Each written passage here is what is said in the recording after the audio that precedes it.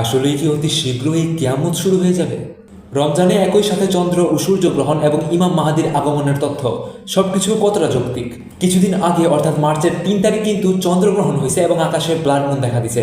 আর কিছুদিনের মধ্যেই নাকি সূর্যগ্রহণ হওয়ার আশঙ্কা দেখা দিচ্ছে। আর রমজানে একই সাথে চন্দ্র এবং সূর্যগ্রহণ নাকি ইমাম মাহাদির আগমনের চিহ্ন, এবং এরপরেই ঘনিয়ে আসবে কিয়ামত। তবে রমজানের এই জোড়া গ্রহণ নিয়ে কুরআন বা হাদিসে কোথাও সুস্পষ্ট কোনো ব্যাখ্যা দেওয়া হয় নাই। জ্যোতির্বিজ্ঞানের মতে সূর্যগ্রহণ হয় অমাবস্যায় এবং চন্দ্রগ্রহণ হয় পূর্ণিমায়। তার মানে কোনো সময় দুইটা একসাথে ঘটা সম্ভব নয়। ইসলামী বর্ণনায় বলা আছে যে ইমাম মাহাদি হবেন আমাদের রাসূলুল্লাহ সাল্লাল্লাহু আলাইহি ওয়াসাল্লামের বংশধর। প্রখ্যাত ইতিহাসবিদ ইবনে কাসির রাহমাতুল্লাহি আলাইহি বলেন, তার পুরা নাম হবে মুহাম্মদ বিন আবদুল্লাহ আল ফাতেমি আল হাসানি। আর এই কথাটি তিনি তার আল বিদায়া ওয়ান নিহায়া গ্রন্থের আল ফিতান ওয়াল মালাহিম চ্যাপ্টারে উল্লেখ করছেন। আমাদের মনে রাখতে হবে যে কিয়ামতের নির্দিষ্ট সময় বা ইমাম মাহাদির আগমনের নির্দিষ্ট বছর আমরা কেউই জানি না। ইসলাম আমাদেরকে শিখিয়েছে সূর্য বা চন্দ্রগ্রহণকে ভয় না পেয়ে আল্লাহর নিদর্শন হিসেবে দেখা এবং নামাজ ও দোয়া করা।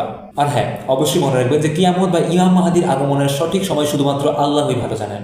আর সোশ্যাল মিডিয়ায় যে খবরগুলো ছড়ানো হইতেছে সেগুলোর বাস্তব জীবনে বা হাদিস অনুযায়ী তেমন কোনো ভিত্তিই নাই। এজন্যই বলবো যে সোশ্যাল মিডিয়ার তথ্য নিয়ে পড়ে না থেকে নিজে হাদিস বা কুরআন সম্পর্কে একটু রিসার্চ করেন, তাহলে আপনি আপনার সব প্রশ্নের উত্তর পেয়ে যাবেন।